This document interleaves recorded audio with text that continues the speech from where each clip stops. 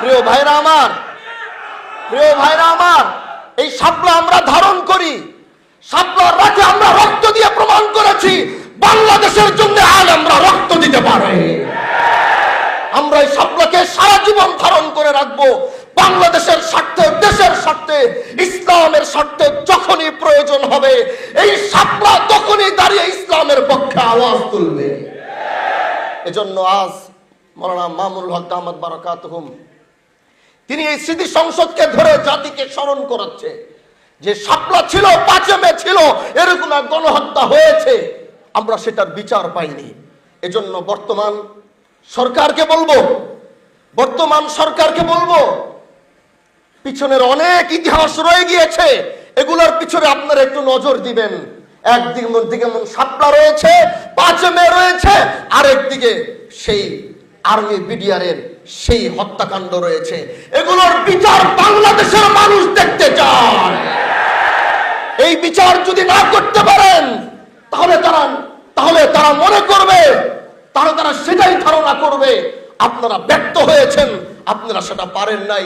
এজন্য আজ শাপলা স্মৃতি সংসদ থেকে সবাইকে সামনে নিয়ে হাজী শরিয়তুল্লাহর বংশের একজন সন্তান হিসাবে, বাংলাদেশের একজন সংসদ সদস্য হিসাবে বলছি, আমরা আগামীতে এই 5 মের গণহত্যার বিচার গোটা দেশের সামনে দেখতে চাই এবং সেটা রায় করতে হবে। সেই রায়ের বাস্তবায়ন বাংলাদেশের আলেম সমাজ, ছাত্র সমাজ, সর্বস্তরের মানুষ দেখতে চায়। কি বলেন ইনশাআল্লাহ? এজন্য আমি বলি যে জুলাই গণ অভ্যুত্থান হয়েছে, এই জুলাই গণ অভ্যুত্থানে শহীদের বাবা মারা দাঁড়িয়ে তারা বলতে পেরেছে যে আমি আমার সন্তানের বিচার চাই। মা দাঁড়িয়ে বলেছে আমি আমার সন্তানের বিচার চাই, বাবা দাঁড়িয়ে বলেছে আমি আমার সন্তানের বিচার চাই, ভাই দাঁড়িয়ে বলেছে আমি আমার ভাইয়ের বিচার চাই, বোন দাঁড়িয়ে বলেছে আমি আমার ভাইয়ের বিচার চাই। কিন্তু শাপলার গণহত্যার কোনো বাবা মা সন্তানের বিচার চেতে পারে নাই। সেই ছিল 5 মে। সেই শাপলার ইতিহাসের একজন বাবা ঠিক মতো দাঁড়িয়ে, একজন ভাই ঠিক মতো দাঁড়িয়ে, একজন মা ঠিক মতো দাঁড়িয়ে তার সন্তানের বিচার চেতে পারে নাই।